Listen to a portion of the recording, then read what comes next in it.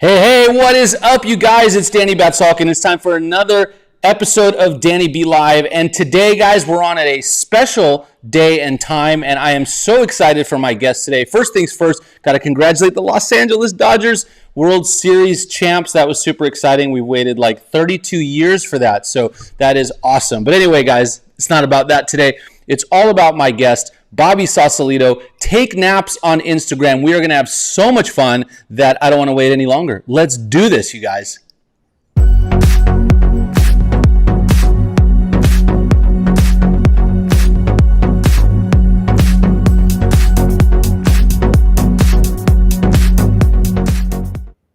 All right, here we go. What is up, everyone? Thank you for joining us today. This is Danny B Live. I'm Danny Batsalkin, and today on the show we have Bobby Sausalito, the one and only Take Naps. Bobby, welcome to the show, man. Thanks so much for being here. Absolutely. Thanks for having me. I appreciate it. Happy to be here. So, Bobby, I am so thrilled to have you. I've been following you on Instagram, watching your stuff. I know you've been commenting on a lot of the current events and things that are happening. So, you, as I said before the show, you're a comedian and you do all kinds of cool stuff. But the description I love is loudmouth New England Guido. Yeah, I'm originally from the Northeast, from Connecticut. Made my way down to South Florida a few years back, about 10 years now, and I still have that same kind of demeanor, attitude. I guess you could say speed. So I just felt like that was an accurate description of what I was doing. Yeah, for sure. So, Bobby, on this show, as I was telling you kind of before, it's kind of a free-for-all, but, I usually, will interview entrepreneurs, business people, real estate agents, just kind of talk about their journey and how they've gotten to where they are. What I love about our show today is that we're also going to have some laughs. We titled it The Roast, so we're going to roast some political stuff and maybe some current event stuff and things like that. But before we get into that, I would just love to hear a little more about you and how you got into, what it is that you do now. Yeah, so I'm a web developer by trade. I started my own web development business, very entrepreneurial from a young age. Even in high school, I started building websites. I realized when I was 18 that I could actually do it for money. Worked a couple of odd jobs, a couple of web development jobs, and ultimately decided at 21 that I was going to do my own thing. Started a web development company, been building websites for small and medium-sized businesses for about 10 years, actually about 13 years. And along the way, I've invested in a variety of different things, from stocks to, in the past couple of years, my first major real estate investment. So my folks and I invested in a small single-family home nearby me here in South Florida, and we decided that the best way to monetize that piece of land in that house was to bulldoze it and build a spec house. So we partnered up with a GC, bulldozed the house, got an investor, built a spec house, and after the house was bulldozed, there was this empty lot there, and I had kind of like been paying attention to lots of political stuff, lots of economic stuff, things that I could do to make myself free and financially free. And one night, I noticed that there was a porta potty over at the spec house, which is right next door to my house, and I was like, "That's hilarious! There's a porta potty out there. Let me go out there and just shoot a funny video of me like making fun of this porta potty." And I got a really good feedback that day on Instagram, and all of my 500 followers were like, "You got to make more of these. These are hilarious." So I decided to document the house being built every day. So every day I'd be building websites at my house. Guys would be working next door. I'd walk over there about 4 or 5 o'clock as the sun was coming down, and I would just kind of do a scan of the job site. Oh, we got a tube over here. We got a stick. We got a brick. We got a log over here. I don't know anything about construction. So I was just kind of making some commentary, and every day I would get really, really good feedback. Anyways, I did that for about a year as the house was being built. By the end of it, I had 1,600 followers, some that I had never met before. It ended up being pretty funny, and I just kind of ran out of material because the house was built. So right. I started just talking about things that I know. I pay attention to the economy and political stuff because as an entrepreneur, you need to be able to know what's moving and shaking so that you can make the right investments at the right time. So I just kind of paid attention. And as things started to get more and more insane and the election cycle began about a year and a half ago, I was like, man, these guys are so full of it. Like, this is hilarious how stupid this is. So every once in a while I'd make a video, post a political meme here and there. And then one day, 2 months ago, I posted a video just like I normally do. They usually get 200-300 views on it. And it got 60,000 views in 2.5 days. Woo. And as a result of that video, as an entrepreneur, I'm like, wait a second.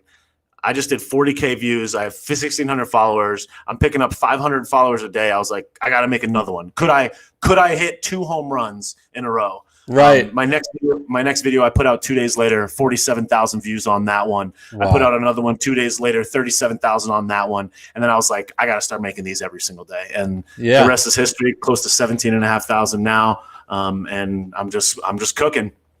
Man, Bobby, that's so awesome. It's interesting, the story you mentioned, because, I was telling you before we did the show, like, really I'm in real estate and I want to hear more about this flip. So we're going to talk about this in a little bit. But, earlier this year, I got into YouTube because I was like, I really want to, make my voice heard and stuff like that. And a little while ago, I had one of those home runs that I told you about, which was our video about why California sucks. And it's got like 70,000 views. And so now we're like, I need the next one. I need the next home run, and it's addicting, but it's really super cool. So that's awesome. And you guys, by the way, for those of you who are just joining us right now, welcome to the show. I want to let you know we got Bobby Sausalito on Take Naps on Instagram, and also go to bobbysauce.com. All the links will be in the description.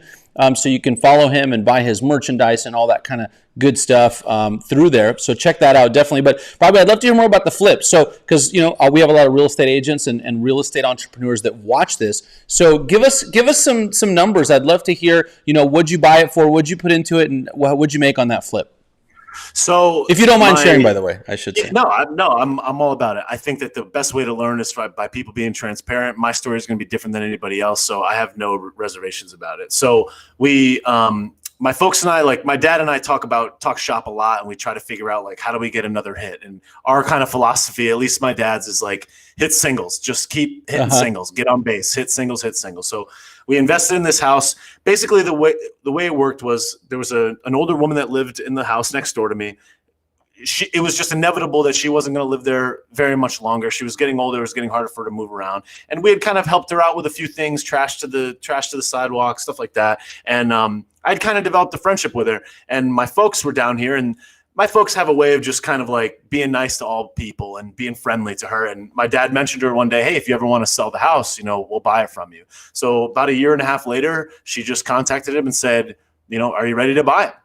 So he bought the house. The house was probably built in the 1950s. It was a single family, 900 square feet or less, maybe 850. Bought it for $200,000. Bulldozed it, partnered with a GC, decided we had about 4 to 450 and change for the build. The goal was originally 4, but you know how construction goes, it ended up a little bit higher than that. That's right. It took us about 9 months to build. My philosophy was kind of like, look, I'm going to have to look at this house every day. I want people living here that are going to really love it. So we put in a little bit extra that you probably wouldn't put into a normal flip. Bought tiles for the outside that were a little more pricey. Some certain things that I kind of put in because I just really wanted it to do right. It was the first time that we had done this. So probably spent about $460 on the build and ended up selling it for about $777,000. Probably between the 3 partners, we probably made somewhere between like $60,000 and $80,000 or so. Maybe a little bit more than that we divvied up accordingly between my folks, myself, and then the GC and the investors. That's awesome, man. Bobby, congrats on that. I mean, I think, real estate obviously I'm in the business, and, I think real estate is amazing. So are you going to do more of those? Is that in the plans? What I never rule out any investment, especially if it makes sense. But here's what I learned is that I felt handcuffed by the process because I couldn't do anything. Mm-hmm. And what I mean by that is that I don't have construction experience. I don't have financing. I'm not an agent. I'm not a broker. It's hard for me to prospect property other than just my general understanding. I'm not like out in the mix. Yeah. So what I realized was that I didn't have that advantage that another person would have over me. If you were an agent, you just made 3 points, 2.5 points on it. If you were the financier, you just saved 3-4 points on the process. If you're the guy that's scoping the land, if you're the GC, you save all this money. If you own a tile company, you save on your tile. Whatever is the case, if you have some connection, you have an advantage. And what I ultimately realized is that I didn't have the ability to expedite the process, and I didn't have an advantage over anybody else that was doing this exact same thing, which puts me as an entrepreneur, it puts me in a position where I can be easily defeated. Sure. What I realized was that a better investment for me was to be an internet real estate investor. So what I actually started doing shortly thereafter, the investment in the house, is I started buying the equivalent in digital properties, digital assets. So I understand how to build websites, market them, grow them, monetize them, and increase their value and then resell them. So what I started buying is the equivalent of a rundown, small, single-family home on the internet. I would remodel it, rebuild it, build up the monetization, rent it, and then cash flow it until it became time to sell. So I actually own 5 cash flowing websites now that I've bought for a variety of different amounts, ranging from $1,000 to as high as up as $27,000. And those websites cash flow for me and kind of keep my income growing. And I've actually been able to supplant my web development income through that cash flow. Wow. So that cash flow has made me enough money that I can focus on building the Bobby Sausalito brand and also have investments for a variety of other things. Oh man, that's so cool. Congrats on all that success. That is very, very amazing. Back to kind of the real estate side of what you said, it's very true. The developer, the flipper, it's a great business, but you are the one that's taking a lot of the risk, right? I mean, the agents and like you said, the contractors, those people are all going to get paid. You may not make the margin that you're expecting. So that's great. But yeah, congrats on that. That is awesome. So you guys, one more time, since we're just getting in here, thanks for joining us here. Throw your comments and questions in here. We got Riva who says, Bobby, love your show. So happy to get the alerts. So thanks for that. Welcome to the show, Riva. Thanks for tuning in here.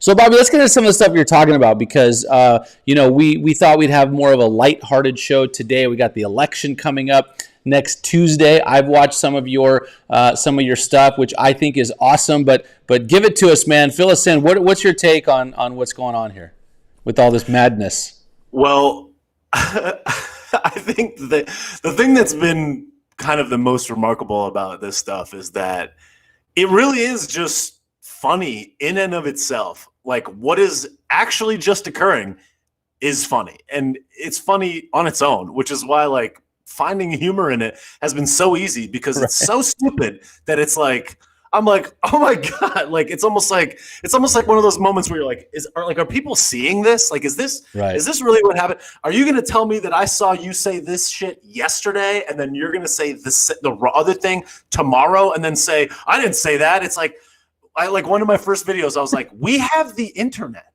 Like we see you. Like I have YouTube. Like, I don't understand. So I think that stuff's crazy. I think that it's humorous just because it's such a blatant disaster. I think it's also funny how people react to things and how so many people get charged up and emotional about things that they don't take the time to fully understand. And at first I found it really funny, but now it's like almost getting kind of scary because people are like really mad and upset and emotional. And in my opinion, it's negative in a variety of ways, even beyond. Like at first it was funny, but now it's like frightening in a way that people are so emotionally charged up about something that they don't take the time to really research or understand.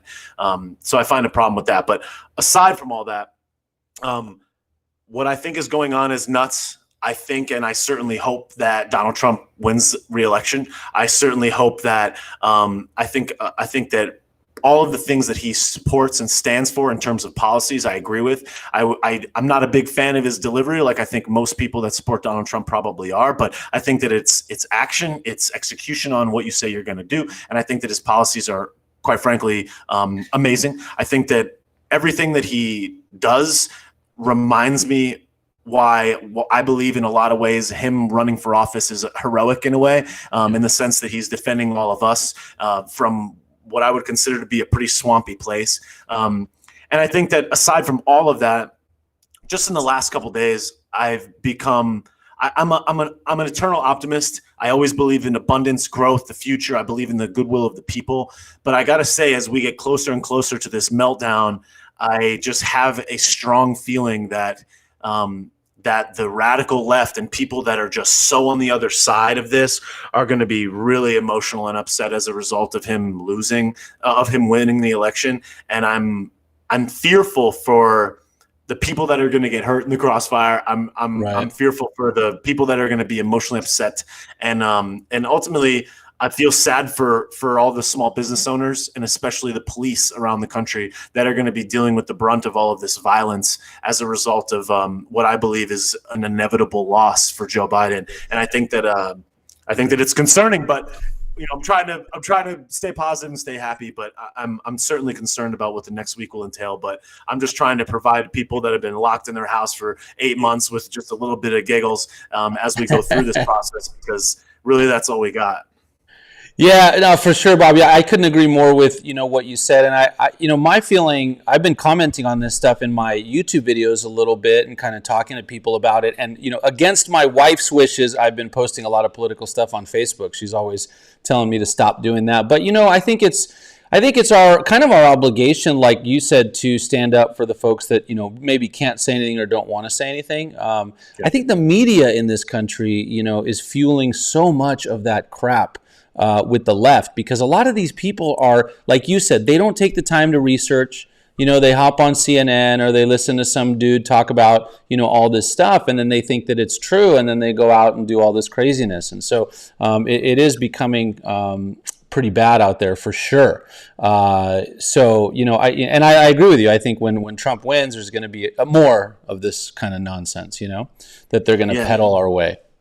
It's unfortunate because your average person doesn't have 5-6 hours a day to focus on this.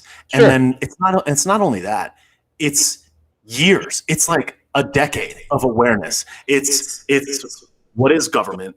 What is money? Where does it come from? What is the Federal Reserve? And even beyond that, even deeper than that, it's who am I? What is the meaning of life? Why am I on Earth? So you have to have a depth of introspective understanding of yourself just to begin with. You have to have that base so that you can think clearly and rationally about all the other external things that come in. So first you have to have that depth of self-understanding and confidence and understanding of just how the world works. Then on top of that, you have to go into the depth of the research of history, the past, what's happened leading up to this point. How does the economy work? Why does money go up and down? What school of economics do you follow? Who do you listen to? Who do you get information from day to day, week to week, month to month, over a long term, so you can understand who's full of shit and who's not? And that's the type of stuff that is extremely crucial, that if you come in the ninth inning, so to speak, in the last 6 months, 9 months, 1 year before an election, that you don't have that depth of understanding. You don't have that self-understanding, life understanding, world understanding, and that base. So you come in and you're like, CNN, MSNBC, CNBC, all the people around me, my friends, my family, what I saw in the paper, what I saw in the magazine, and it certainly feels and seems true. But when you see how it plays out over 13 years and you're in, you see a lot different. And then on top of all that, like I said, your average person doesn't have 5 hours a day to research this. You can only get the snippets. And now that I'm dedicating a lot more of my time to this, because I've been able to be supported by the people that follow me, by them buying my merch and watching my videos and sharing and growing the base and quite literally buying the merch, which is what keeps me afloat. It allows me to spend 4 to 5 to 6 hours a day, 6 to 7 days a week, to pay attention to this. And then I have to regurgitate my understanding of it back to them. And then they still have to validate whether or not I'm full of it. Sure. And the amount of time that takes is tremendous, and the ability to filter through that is a Herculean task that many people don't have the ability to do. And for that reason, it's a really charged subject matter. And I feel bad that other people don't have the time or resources or all of those other things that I mentioned to get to those conclusions. So they look at what is supposed to be this fair and balanced and whatever resource, and they just ice them like that every day, in and out, up and down. Cuomo, Don Lemon, and all these jabronis. It's like, it's unfortunate, and it unfortunately, like you said, it creates a lot of the frustration, emotion, and anger that causes people to go out and lash out, when the reality is that they're being lied to, and we all lose as a result. Yeah, for sure, Bobby. And I think, something you touched on, which I think is so important, is that there's just a huge lack of education across the board in this country. And so, that is a huge problem. It's not stress. So I know, your family, you were born East Coast, right? New Jersey, exactly. New York. So my family's from Russia. So we came here when I was a kid, and there was a huge emphasis on education. But I know that a lot of families across the U.S. don't have that. And so then people grow up and they just listen to this kind of stuff and they think it's true and they're not educated to understand. But Bobby, I do have a question for you on this. So I always wonder this. I am in California, of course, which is like the epicenter of the liberal woke mob, right? Yeah, the woke squad, man. And you know, there are a lot of educated people here, though, that that also are like such Trump haters and support the left. And I never get that. Like, I'm always like, I don't understand. Like, explain it to me. You're an educated person. How is that possible? So how do you explain that? I think that there's a couple different pieces at work. One of them is that the easiest position to hold in America, and really almost like, quite frankly, in the world, is like F Donald Trump. It is the simplest and easiest and most basic disposition to have about a candidate, maybe ever. It's like everyone hates him. Everyone says he's a racist. You watch TV and like, if you don't like him, you get plenty of fuel to convince you why this guy sucks, right? He's got money. You hate that. You don't have money. I mean, there's every reason to hate this dude. And then everyone around you hates him. And then every piece of media hates him. It's the easiest position to have. Who wants to go against everyone? Who wants to beef with their friends and family? Nobody wants to do that. So it's just like, yeah, screw this guy, right? So you see anything that supports your belief in that narrative, and you have a limited amount of time to do so. So you're like, F Donald Trump. Yeah. That seems obvious. Now, on top of all of that, if someone plays to your emotions as opposed to your policies, as opposed to your depth of understanding, oh, he's racist. Well, I don't want to be racist. Most people don't think that they're racist. So it's like, well, I don't want to be racist. Oh, he doesn't care about, he's disrespectful to women. I appreciate women. I have a mom. Like, how could he do that? You know, I hate that. He doesn't pay taxes. I pay taxes. Oh, I hate him for that. So there's just all these reasons that make it super easy to be like, yep, F Donald Trump. All right, I'm about to go do the rest of my life. And then like, I'll be vocal about it in the 6 weeks leading up to the election. And I'll let everybody know that I'm woke too. And then we'll all we'll all ride into the sunset. So it's a super easy position to hold. I think that's one thing. So it's the path of least resistance really is what you're saying there. I think that's one of them. But the second thing also is that like, if you believe a certain way and you don't want to scratch deep, it certainly is easy to realize that this guy sucks. If you see it from that angle, you're just like, oh, it's so obvious. And all the media is going above and beyond to help validate your belief that he's evil. I mean, they are like, look here, don't you see he's evil here and here and here and here and here? Right. So there's all these things, and it's like, all right, like, I feel validated. I feel like my position is correct. I'm educated. I'm woke, and everybody agrees with me. Therefore, we're all right.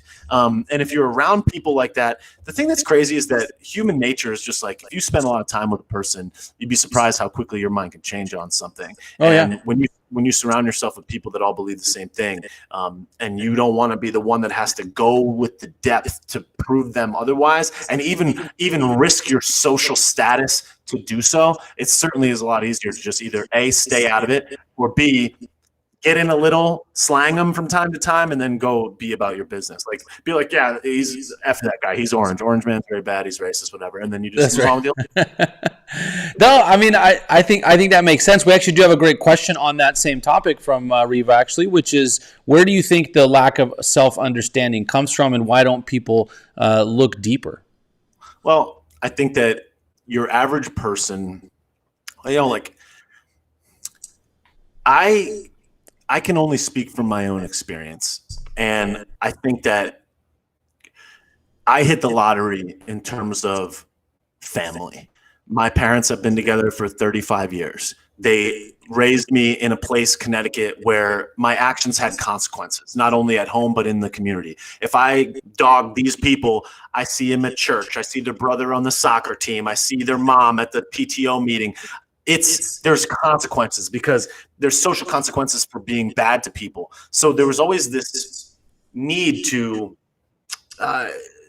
be trustworthy, to be reliable, to have honor, to be deserving of respect. And not only that, I had this really great support system in my parents where it was like, I don't want to embarrass my parents. I want them to be proud of me. They've given me everything. I have everything in the world that I could ever want to have. And I feel like I hit the lottery genetically. I hit the lottery with my family. I hit the lottery in every possible way imaginable. And I don't deny that. And, we didn't grow up rich, but we certainly didn't grow up poor. And, I grew up in a way that I felt like if anybody could reach the highest level of life and status and whatever you want to say, be heroic at the highest level. If I can't do it, who can? And certainly people that have a lot less advantages than me can do it. So therefore I can definitely do it. So I think that I had the ability to I didn't have to figure out, is my dad going to come home drunk and kick my ass tonight? I didn't have to think about that stuff. And as a result, my mind was free to learn, educate, be introspective, have their support whenever things went down. And it allowed me to look beyond when a lot of the times the repair needs to be done internally. And because I was supported, if I ran out of money, I could always go home. If I, was crying over a girl, I could always give them a call. I mean, I had that support system that allowed me to do that depth of understanding. And I think that somebody with not as many advantages as me, it would be easy for them to be like, where am I going to get my next dollar? I don't have time to think about what's the meaning of life. I need to get this paper or I'm homeless. Not only that, my dad just kicked my ass, or, I haven't met my dad, he's gone, or, my mom's addicted to drugs, or any variety of things. So I don't hold it to anybody, but I think that a lot of times, we have to remember that everybody is going through their own thing and their own struggles. And I certainly don't want to, I think it's counterproductive to compare one to one another. But I think that in terms of mine, I had an insulated bubble that allowed me to go that deep earlier. And aside from all that stuff, a family that was intelligent, schools that were of high quality, I was encouraged to learn, and my parents didn't tell me what to think. They taught me how to think, and they allowed me to make my own mistakes. And those types of things, have a profound effect as they ripple throughout your life. And I give a lot of credit to my folks for my ability to do that. And as to why other people don't, I think that a lot of it is their surrounding and maybe it just being more difficult for them to get there at such an expedient rate. Some people will get there at a really young age. Some will get there in their 30s, their 40s. Some may never get there, but I think that my advantage has allowed me to do it. And as far as them, it's hard to say. So Bobby, I want to play devil's advocate with you then for a second. And because a lot of the narrative, I think, around, some of this stuff is about, some people like you, Bobby, you have all this privilege, right? You grew up in a great family. And so you have all these opportunities. And I grew up in America, but my America is different than yours. And I didn't have all of that, right? And so that's why I'm not successful, and that's why I can't make it. So, what do you say to those folks who have that argument as to, why maybe they're not doing as well as you or me or some of the other folks? I think it comes down to mindset. And look, my parents didn't just have it, and neither did I. And, they worked. My dad works to this day, is almost 65 years old, works to this day. I mean, they worked for it, and they made series of decisions consistently over the course of their life to get to that point, to provide that for me to have the opportunity to do that. So it's their decisions moment to moment, day to day, and my decisions moment to moment, day to day. I could have grown up and been a scumbag. I mean, just because I could have made every mistake. So, as much as you could say oh, you're privileged, look, I had to decide not to smoke crack. I had to decide to not steal from people. I had to decide to reach 33 years old now and never get arrested. I had to decide to do those things. I had to decide to hang out with the right people. I had to decide whether or not I was going to go to school, what jobs I was going to work, what types of car I was going to drive, how fast I was going to drive, whether or not I was going to drink and drive, whether or not I was going to do this drug or that drug, or meet with these people or do this, or rob them or screw them over or do whatever. And all of these decisions throughout my life have been majorly responsible for that. It certainly was not handed. Now, on top of that, I think it all comes down. The true answer to it is its mindset, and mindset is the dictator of all things in life. And you could come from the most beaten down, you could be the poorest person to ever live, and never ever in the history of human existence have you ever had as much of an ability to succeed to an absolutely massive level as you do right now in this environment. Right now, in this moment in time, never ever before in the history of time has that advantage ever been so available to the common man or woman ever in history. So I think it's victimhood. I think it's victimhood mentality. I think that's the type of mentality that keeps you low, and your mentality dictates what success you will have far more than all these external things. The thing about, and like the evidence, the proof is evident around me. Look, when I had $5,000 to invest into my business, when I had the schooling and I had the whatever, when I was an entrepreneur and I started building websites, nobody cared about me.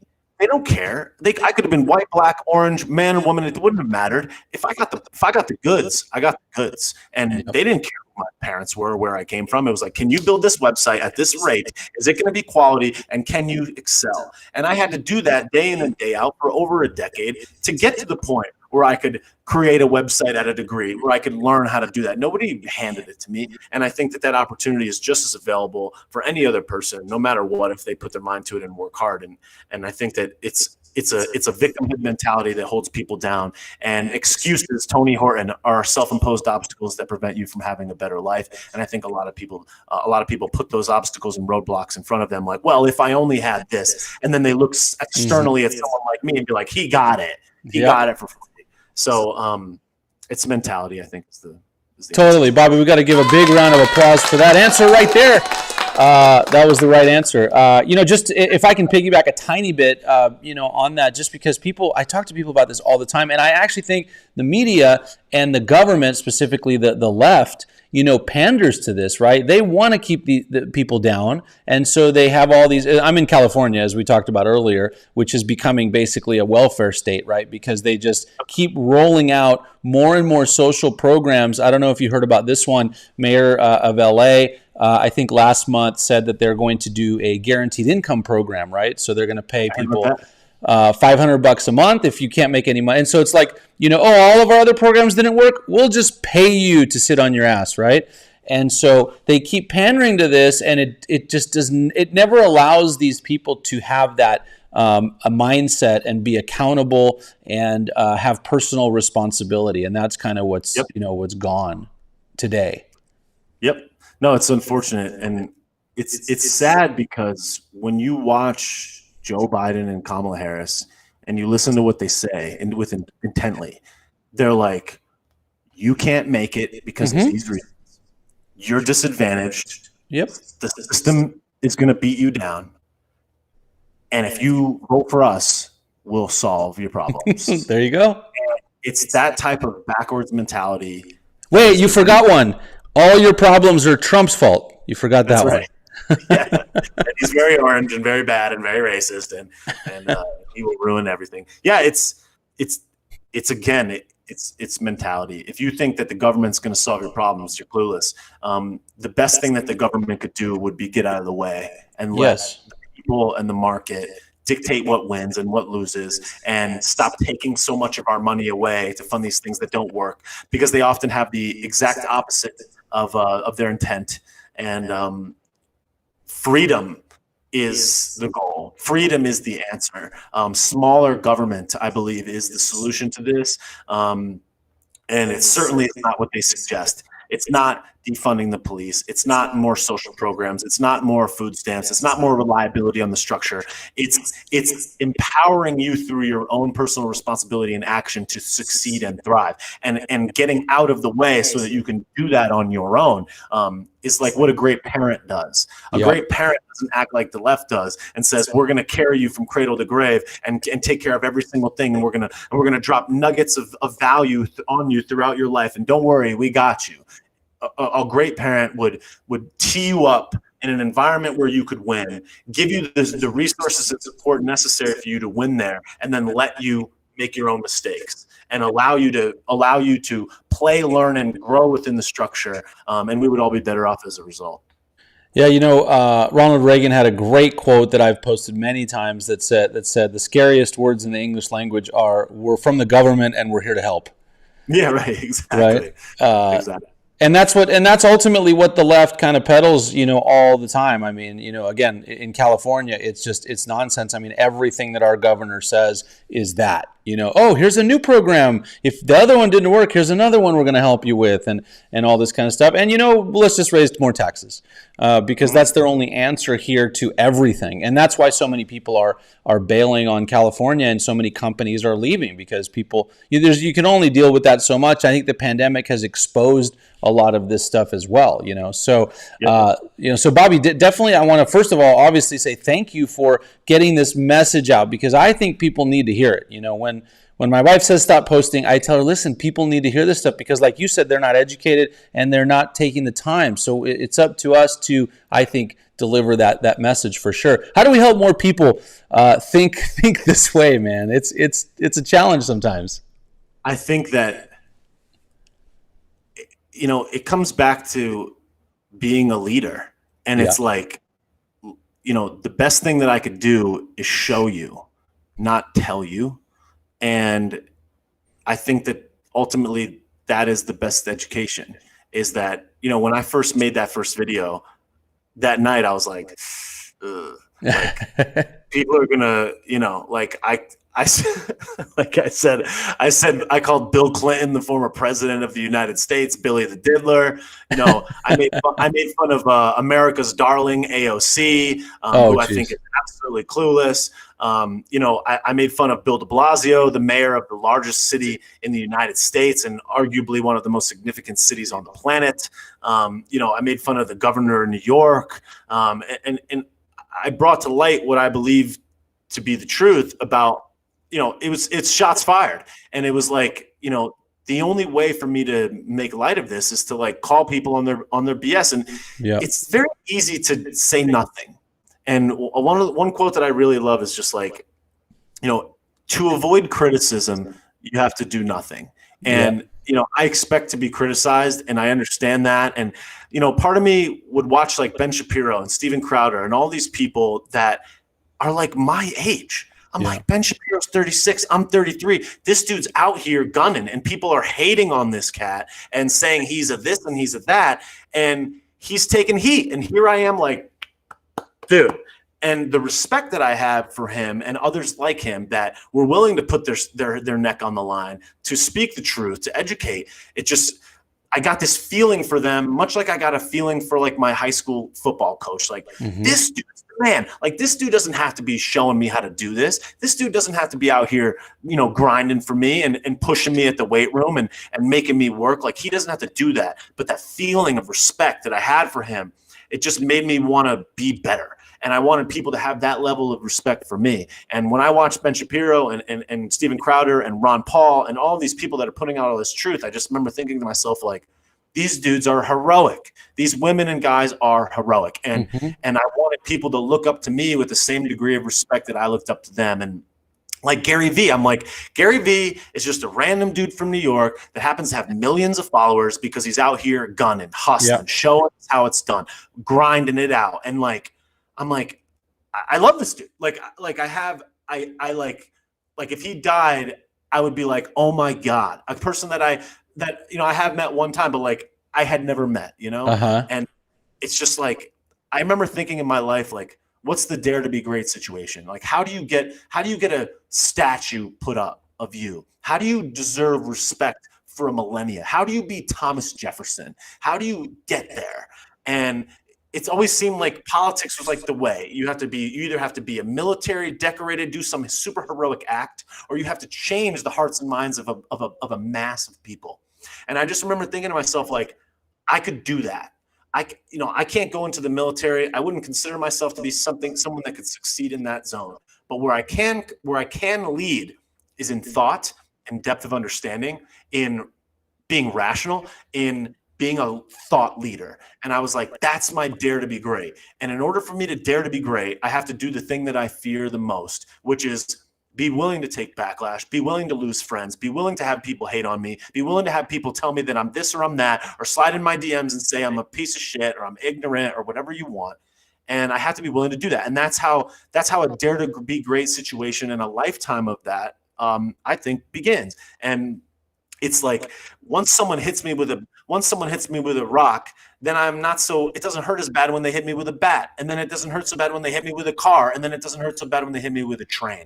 And I think that that's the whole game, is like building up that resistance where you could be somebody like, I don't know, Donald Trump at age 70, where you could be sitting on a beach in Tahiti with your supermodel wife and your huge family and all your money and all your success and absolutely no reason to do quite anything but that. And you're going to have half the planet say that you're a racist, xenophobic piece of shit that deserves to be murdered. Why? Because you dare to be so great that you put the platform, your parents, the structure, America, at such high regard that you're willing to stand in front of a bullet train to sacrifice yourself and time for the betterment of all, maybe forever. And I think that is one of many reasons why I have so much respect for this dude, and so much respect for people that are willing to just get lit up to pursue what they believe to be the cause of truth and what needs to happen when it needs to happen, and have the balls to stand up and say it when it would be so much easier to do nothing. Bobby, I cannot agree with you more. By the way, Roberto is watching and says he loves the show. Very inspirational. Roberto, there you go, man. Hey, and it's interesting. I'll say if we inspire one person here, then we've done our job. So I think that is awesome. Well, Bobby, you're doing some amazing stuff, man. I think your take on everything also is super cool because, obviously rather than just report it like a Ben Shapiro, which I love his content, you have obviously a comedic take on it. So when are we going to see the Bobby Sauce show on Netflix special, I should say? There's a whole variety of different reasons why I don't know that I would say Netflix. I think there's quite a few happenings that have come to That's happen. right. Here's you know what I mean? Yeah. No, absolutely. Look, I think this is probably the best understanding of it, is that, if you're beholden to a structure, you have to follow those rules. And what I love so much about what I'm doing now is nobody's telling me to do anything. Nobody's telling me when to do anything, what to say, who to say it about, when to do it, how to do it, where to do it, where to post it, what to write about it. Like, every single thing I just had just came tumbling down on me, and I don't know what I'm going to do. And I was like, thank God I have these investments, and thank God I've got my head right, but I'm going to have to do a lot of research, and I'm going to have to literally kind of start over from scratch right now. And I kid you not, within 3 or 4 days, that first video popped off, and I'm like, wait, could this be it? Could this be the sign? Could this be the thing that's going to take my time from this and put it towards something great?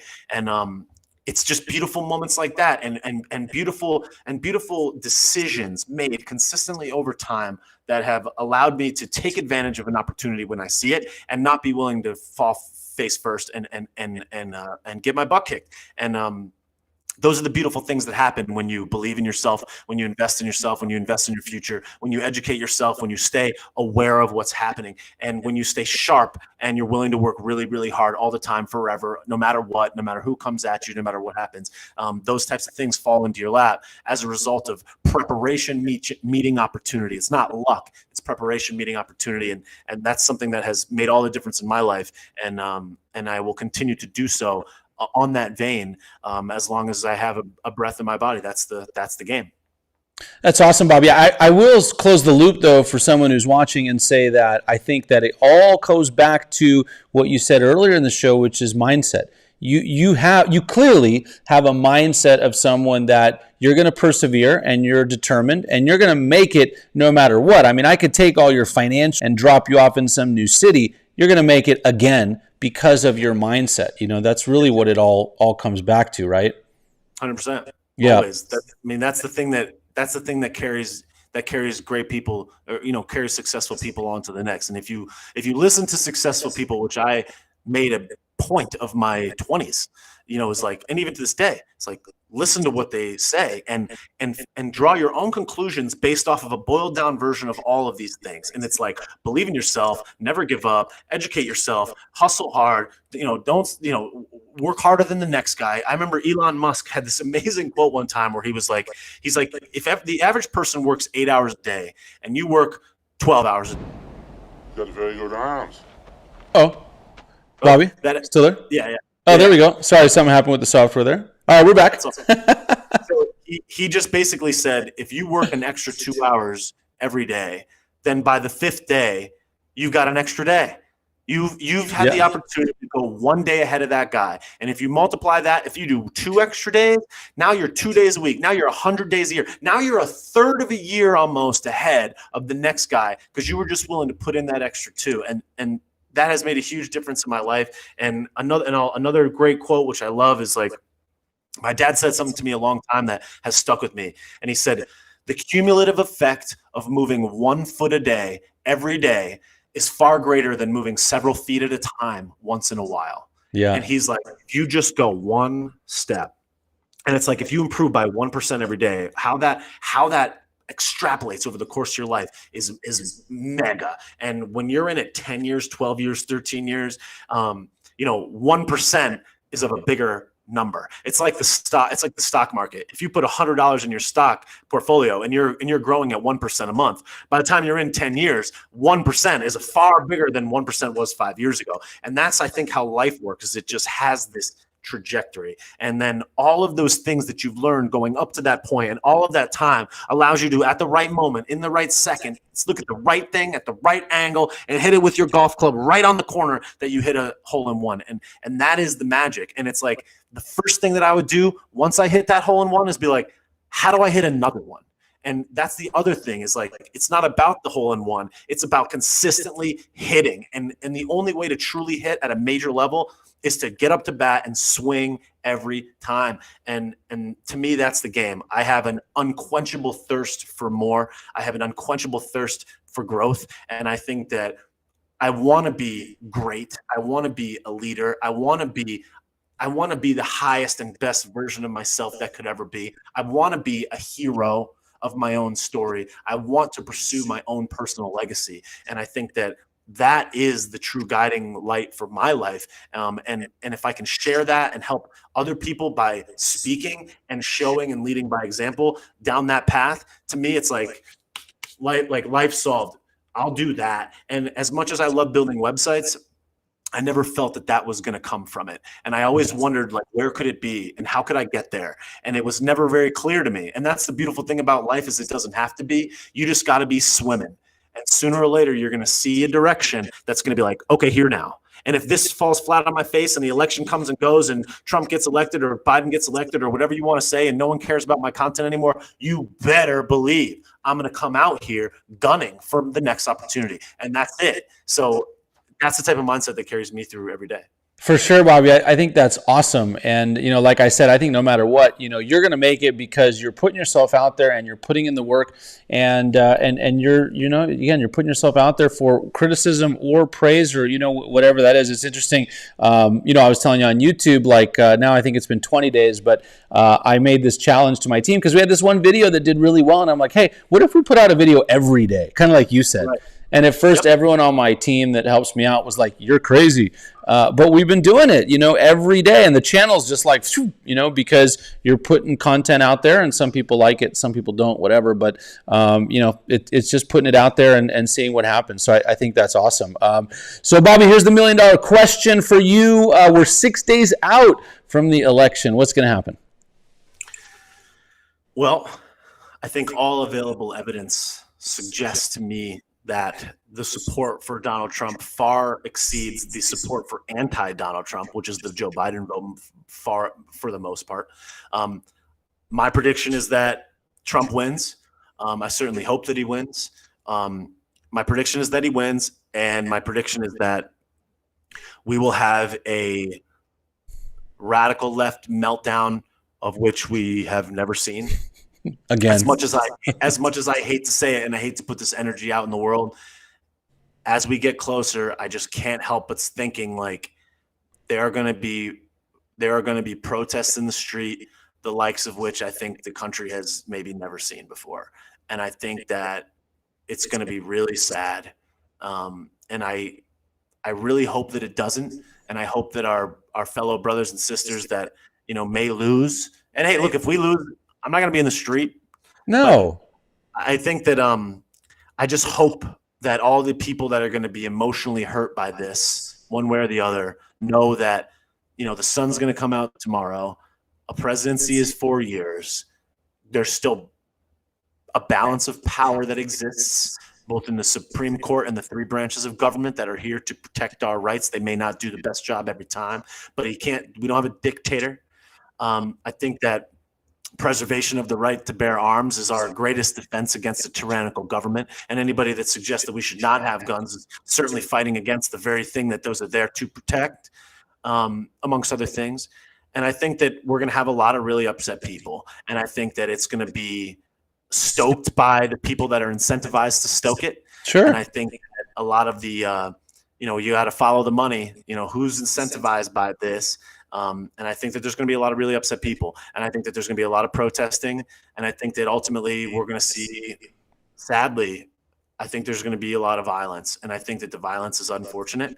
And I made a video today and I got really in my feels earlier because I could not have more respect for the police and people that go to work to defend the safety of all of us. And just what's happening to the police and how they get vilified and raked over the coals, I think is a tragedy in and of itself. And if I was a police officer right now, I would be frightened. And I think that we all owe them a debt of gratitude and a debt of respect for what they're going through, not only right now with the rioting and looting and all of this, political unrest, but also, the vilification anytime anybody gets shot or there's some type of situation. And then on top of all that, when you and I go home to eat dinner, on election, the day after election day at 6 o'clock at night, somebody's going to suit up in riot gear to have somebody tell them they're a racist piece of shit and throw a brick at their face. And that is a tragedy. And, it's that type of stuff that makes it hard to, find humor when people's lives are at stake like that. And that's what I've been thinking about today a lot, which has been a huge bummer. And probably why I've been focusing a lot of my words here on depth of thought, introspective, and understanding about life, the meaning of it, and what we're doing here, more so than just riffing on, Cuomo's a dehydrated owl and De Blasio's garbage and Mussolini, is a dictator of California, and all these other jokes and quips that I always have. They're still true and it's still insane, but it's hard to focus on that when, you quite frankly have cops in the street right now that are, the sun's going down. And as you and I are like, I'm about to go to the gym, I'm about to have dinner, I'm about to take my dog for a walk and look at the sun. These dudes are like getting ready to go into work and they have kids at home and family, and it's horrifying. Yeah, I mean, I can't agree with you more. By the way, I keep meaning to take a break and plug your website. So just so that I don't forget to do that again, let me do that. It's bobbysauce.com. Grab some merch. I'm going to go on there and buy something Bobby Sauce related. We get some good stuff over here. But you guys, as Bobby told me before the show, that is one of the main sources of supporting him. Actually, maybe the main source right now to support what he's doing, allows him to keep doing what he's doing, putting out that awesome content. So make sure you head over there. Link will be in the description. Pick up some stuff. But back to kind of what we were saying, I can't agree with you more on everything really there. I think that I think it is. And what's crazy to me is I was just talking to my wife about this the other day. Like, hey, I was the first one that was not. I hated the Obama administration. All their policies were terrible. Everything they did was bad. But we didn't go protest in the street and riot and all this kind of stuff. That's right. We voiced our displeasure in other ways, and then obviously we got our guy elected to change all that stuff. So. Yeah, but it's all their all the left stuff they're doing and their policies and everything is very, very dangerous. I think one of the topics we didn't really cover is how they're trying to indoctrinate kids at schools and education systems and things like that. And those are all the things that I love that Trump stands against. Probably one of my favorite things that he does. So. There's a lot of good there. So I'm with you, and I hope that in 6 days we can celebrate that victory. Yeah, I certainly hope so as well. And I think that the charter schools and the government getting out of schooling and education in general is positive, and leaving it up to the free market where you would have to compete to educate your children and give them the best education is a better system. You either believe in free market capitalism or you don't. And, I think that there's a lot to be said there. And, certainly just throwing more money at the schools is not the solution that everyone seems to think. And again, it comes down to that depth of understanding. It's like, yeah, teachers deserve more money. And it's just like, okay, is that the solution? Is that really what the solution is? Because there's been a lot of times that we've thrown a lot of money at a lot of educational structures, and it has really not helped that much. And I think that that's kind of, again, one of the reasons why the depth of understanding leads you to the conclusion that what seems obvious is actually not that.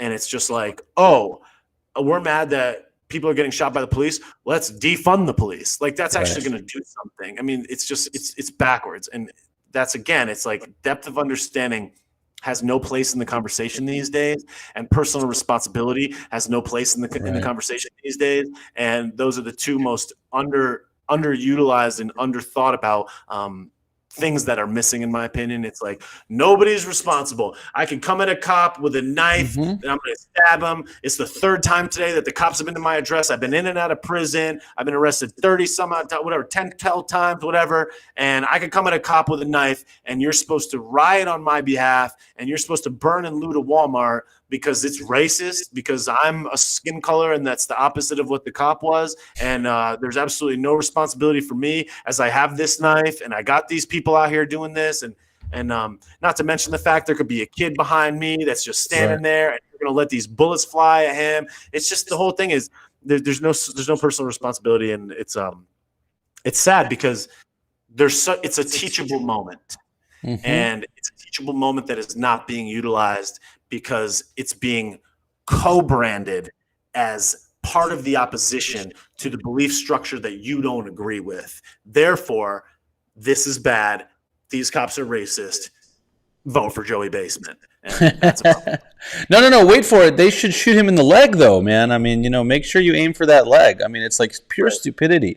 It's unbelievable, the stuff that they say. It's madness. I know Joe is clueless. It's just. And that's, again, that's the thing, is like, it comes to depth of understanding. If I was 17 and I was watching that debate, I'd be like, yeah, let's not be racist. Let's not shoot to kill. Shoot the guy in the leg. That seems obvious. If I was 17, I would be like, yeah.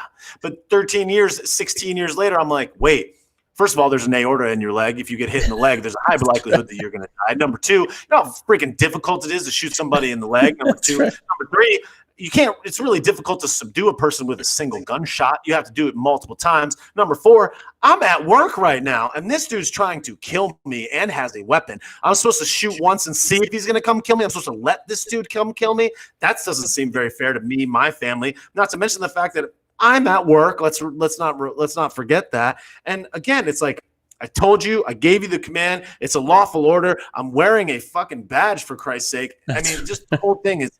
It's just, again, it's like the lack of understanding. And then to have people like attorney Ben Crump, who I mentioned in my video today, who is just absolutely just the worst person, just coming out and suggesting that this is racist. It's like, oh, he's black and then he's white. Oh, it's racist. Let me get on TV. Let me profiteer from this. Let me squeeze money out of this. Let me tickle everybody's emotions and then squeeze so I can collect my monies and go and buy a nice car. That guy's a grifter. Yeah, no, I mean, it's bad stuff. And like I said, I think, the media and everyone there just kind of fuels this and continues to fuel the fire there, fan the flames of this. And the people who are uneducated and, like you said, who don't have time to research, just kind of go along with it. I mean, we are a perfect example of that here in California, of the sheep just kind of going along with everything that Newsom says, and they don't do their own research, and they don't realize that none of this stuff is based on actual science or data. So it is craziness, but let's hope that in 6 days, we can win this thing and kind of put everything back to normal. I certainly hope so. It's so funny. Like, when I first started making the videos, I wasn't sure like how I would monetize them, and I was like, look, I got money, I got bills to pay. Sure. It's like I got to figure out a way to, if I'm going to spend 5 hours, 6 hours a day on this, I got to monetize this somehow so that I can sustain myself. So people were beating my door down for merch, and I was like, I don't know. I've made T-shirts in the past, and it's always been difficult to sell T-shirts. And like, I'm just another, jabroni selling T-shirts. And I was like, I don't know, this is gonna fail. And it's like, how can I do this? So I just tried to dabble in it. I'm like, I'll give it to them. But the people have come out to support me so much in this merch that I realized that they're not buying the shirt. They're buying the support. They're not buying the merch. Buying me. They're buying my time. They're helping support. They're helping me grow so that they can get the value that they get through my videos and support back, which I think is amazing. But the thing that's been so funny about it all is that the best selling items in the store by far have been the face masks. And I have about 30 face masks in the store. And my number one selling item is a face mask that says Freedom Muzzle on it. I love it. The second one says face diaper and face diaper, which is some words that I use in my videos about the masks. And people have been buying these face diapers and Freedom Muzzles like crazy. And I've got about 30 of them in there now that say everything from "Where's Hunter" to "It came from China" to "Facts are trash" to "This is garbage" to, Donnie Baseball and all these other things. And it's just so funny that people are like, I'm going to just put this thing that says "Facts are trash" on my face and wear it. And people are like, it's like, it's so ridiculous in and of itself that just putting this ridiculous message right there is just so funny. And totally. I've had other people that have bought them that go places and people are like, you, man, like, really? That are like, because I had a friend that had a mask that says face diaper. Yeah. She went to a party the other day and people were like, oh, you don't believe you think it's a hoax, like Donald Trump, blah, blah, blah. And it's like, have you looked into this? Right. Like, some people have, so, whatever. And not to mention the fact, all it says is face diaper. Right. That's it. It doesn't say anything. It just says face diaper. And people are like, you, man. Yeah. It's like the outrage mob strikes again. And unfortunately, I love that. Man, I love those. Again, guys, bobbysauce.com is the website. We're going to throw that into the description. So I think the only time I've worn a mask where I had to go somewhere where like it was just required and I had to go in there. But otherwise I would buy one, but I wouldn't use it. So I'll get a mug instead. Yeah. I mean, the places that I've used the masks the most is going to the dentist, the doctor's office, things that I have to like wearing to the doctor's office, the grocery store, places where I would rather not. But the thing that I have used it the most on is airplanes and in the airport, because they make you wear it for 4 hours. And hey, that's a good question. We're flying in December for the first time during this thing. So do they make you wear it just in the airport or the whole plane ride? In the airport, it's kind of like you could get away with it. There's not that many people like enforcing it, but I'm like, I try to avoid confrontation, especially when I got somewhere to go. Right. The last thing I want to do is get flagged by one of these cats, and I don't want to break the rules. Like, I'm not suggesting that people break the rules. What I am suggesting is like, we need a voice about this. And like, that doesn't mean that me going into a Target and telling the guy at the counter to F off, I'm going in here. I don't know that that's a great solution. But they do make you wear it pretty much the entire time you're in the airport and absolutely the entire time you're on the plane. Mm-hmm. So, one thing that I did is like, I could barely breathe. So like I was keeping it over my mouth and I had my nose exposed a little bit while I was sleeping. And like, I just tried to breathe through my nose as much as I could and sleep, because it's really hard to breathe with those things. And like, everyone in the outrage mob is like, oh, you're going to complain about breathing when, these people have been oppressed for 1,000 years. Look, you can't, I'm not complaining into that. I'm just saying that, the evidence suggests that this is not a great solution, and whatever. But so what's funny, Bob, is I have a big Doberman pincher, right, with like a big metal collar and all this stuff, and so he goes pretty much everywhere with me. And my wife is always like, did you bring your mask? And I'm like, no. And she's like, well, they're going to make you wear it. You went into Home Depot. And I'm like, no, because I go with him. And no one's saying a word. So So there you go. The answer is just get a big dog. You'll be fine. Yeah. Yeah. All right. So, Bobby, what we're going to do is, first of all, I want to thank you for all this. I mean, I think this has just been amazing. Obviously, you do comedy bits on, Instagram and things like that, but this has just been such an awesome, deep conversation that, I hope people really take to heart, and do the research. And I always tell people, even on my Facebook posts, like, do the research and understand the issues for yourself and then make up your own mind. Don't listen to CNN and these guys and let them make up your mind for you. But what we're going to do now is we're going to have some fun on a lightning round of questions here on the show. So, Bobby, I haven't prepped you for this, which will be really fun with you especially. And the rules here there really are no rules. Just tell us the first thing that comes to mind. You can explain it or you cannot. Either way is fine. We just want to know what makes you tick and some of the stuff behind your success here. So you ready to roll? Sure. All right, let's do we'll do a little, here we go. All right, here we go. Lightning round. Question number 1, Bobby, what is your superpower? I would say superpower, I guess communication of ideas and I would say being convincing. What's persuasion? I would say communication and persuasion are probably my biggest strengths. All right, well, you got 6 days to do some serious persuading. When you were a kid, what did you want to be when you grew up? An actor originally. Really? Originally wanted to be an actor. That was my original thought when I was a young kid. Cool. If you couldn't continue doing what you're doing now, what profession other than this would you like to attempt?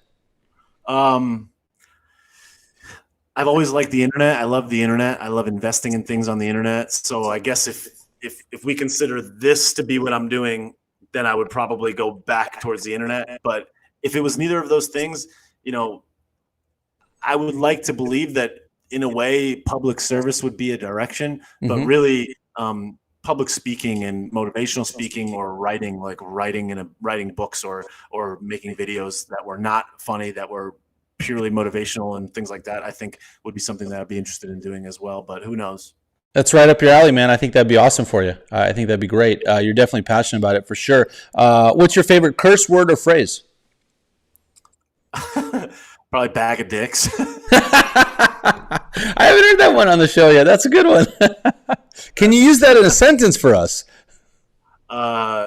Let's see. New York City is a bag of dicks right now. Perfect. I love it. What's your go-to restaurant? They're probably my favorite place. It's called Louis Bossi. It's like an Italian place with like homemade pastas and brick oven pizzas and stuff like that. So probably Louis Bossi, I would say. All right, nice. Claire, find that, throw it in the description, and next time I am in Florida, which we go a couple times a year now, my parents are there half the year, we will hit it up. I love that. Yeah. All right, a couple more good questions here for fun. Get to know Bobby a little bit more here, guys. What music is playing in your car right now? Dance music all the time, always. That's my jam. I used to be I'm a huge like hip hop and rap fan. But I pretty much exclusively listen to dance music, specifically house music and bass house. So like bass nectar, super heavy, wubby bass music. And since I live in South Florida, I just love me some dance music. So house music specifically is kind of my go-to. Yeah, that makes sense out there for sure. Nora En Pure is probably one of my favorite artists right now. Nora En Pure. Cool. Yeah, we will find that too. Maybe we'll link that up, put it on the show later. Play some of that. Okay. What are you not very good at? Managing employees. I've had a few employees, and I found that although I believe that I'm a good leader, that I find it difficult to I have found it up until this point difficult to compartmentalize my capacity and what I'm able to do at a high level, and then take that time out of my day to manage other people. So I have struggled managing people. So I would say managing employees has been really difficult for me. So that would be something I'm not good at yet. That's a very, very tough thing to be good at because we don't get training like with anything else. They don't teach you that in school, and so that is a really tough thing. There's a couple really great courses on that. I've taken them, and I'm still not very good at it. All right, we got 2 more questions for you left in the lightning round here. Number 1, if you could get rid of any one state, which one would it be and why? Get rid of a state. Ooh. That's an interesting question. If I could get rid of a state. Well, I haven't been to every state. I've been to a lot of the coastal states. So I don't know necessarily that I would want to get rid of one, but I guess if I had to pick one, I don't know. Maybe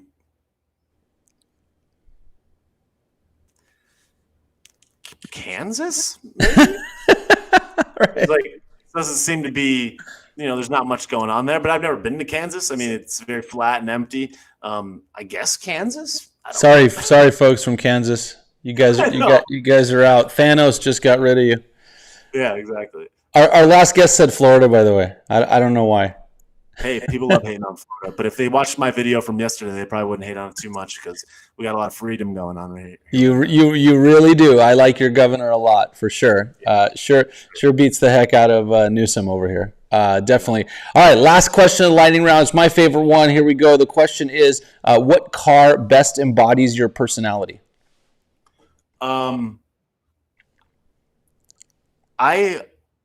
I think the car that I drive, honestly, I think that it summarizes me in a lot of ways. Kind of like, I don't know if you remember those VW commercials from back in the day where it would be like a guy and then his like dog, and the dog kind of like looks like the guy. Yes. I feel like that way about my car. I have a Mercedes ML350, the SUV, Okay. and I like that it's refined. I like that it's got clean lines. I like that it's comfortable. I like that it's durable and strong. I like that it shows class, but it's not flashy. It's not it's not certainly not the most expensive car. There's plenty of other cars that are way more expensive than that. It's used. It's a color that doesn't grab that much attention. It doesn't have rims. It doesn't have tints. It doesn't have an underkit. It doesn't have any of that stuff. It's just strong, durable, comfortable, and classy. And I think that probably embodies me the most. So yeah, Mercedes ML350. That's my beautiful, man. Well, I love that you drive the car that embodies your personality. It makes sense. I always love when I ask that question. Someone's like, "Oh, this car," and then I'm like, "What do you drive?" And it's like something totally different, Okay, yeah. go trade it in, man. Go get the car that. It's like if I wanted a car to represent my personality, like it would probably be one of those big Rolls Royces that's like super luxurious and just you could ride in the back and have an umbrella in the door and it'd be sweet, or maybe one of those Mercedes.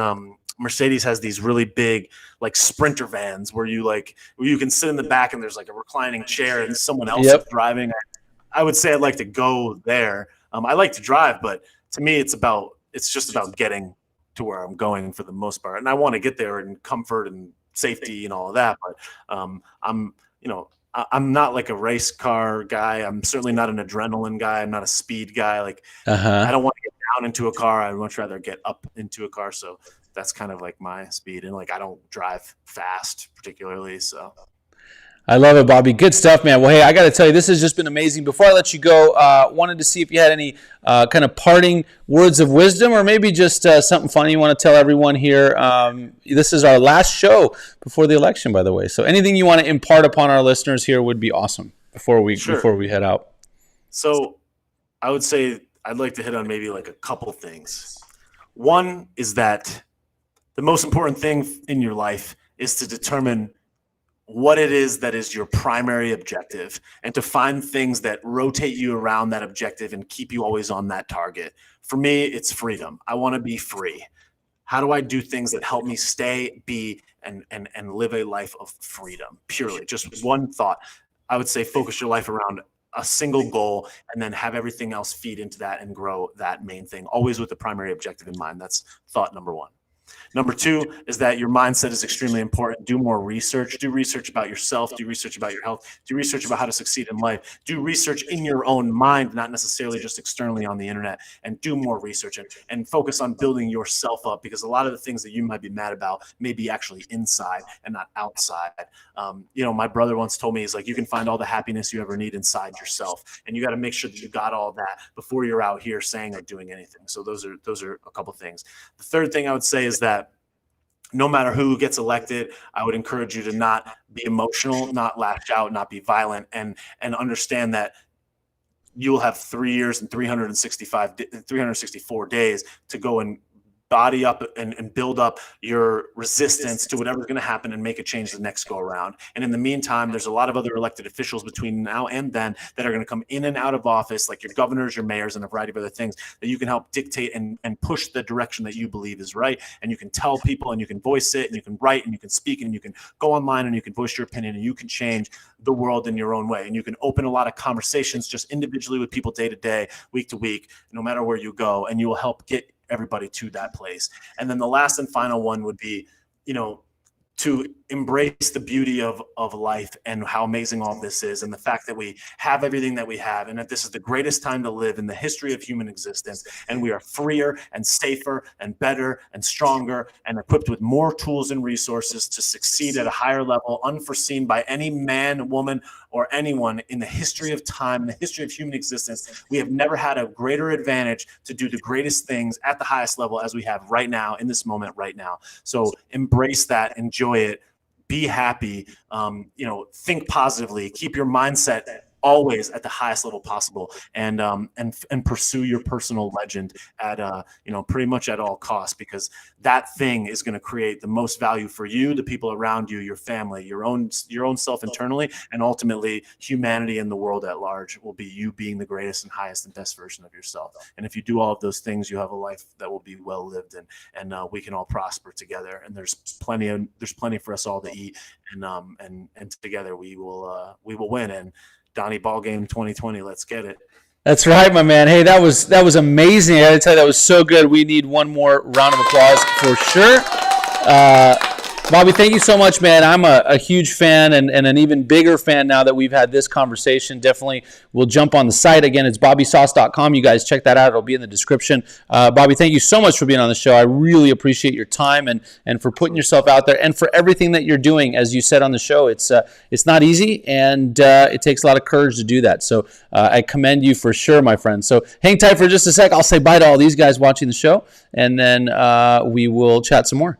Hold on one sec. And thank you to everybody that's paying attention, and thanks for your precious time. I appreciate it. Yep, thank you, man. Hold on one sec. Here we go. All right, you guys. So thank you so much for tuning in today to another episode of Danny B Live. We really appreciate it here, and I really appreciate it. If you got value from the show, make sure you give us a thumbs up, subscribe to the channel, hit the bell icon so you get notified every time I release new videos, which is now daily, guys, daily new videos. So support the channel, and also our guests for sure. All the links to everything that Bobby's doing are going to be on the description. Bobbysauce.com, which I've mentioned a bunch of times, is his website for the merch where you can get your face diaper. Right, Bobby? But thank you guys so much for being on today. I also want to just let you know that, for me, do a lot of real estate related stuff. So I have a real estate team that sells real estate in Southern California. And then we also have amazing referral partners all over the U.S. So if real estate is in your plans anywhere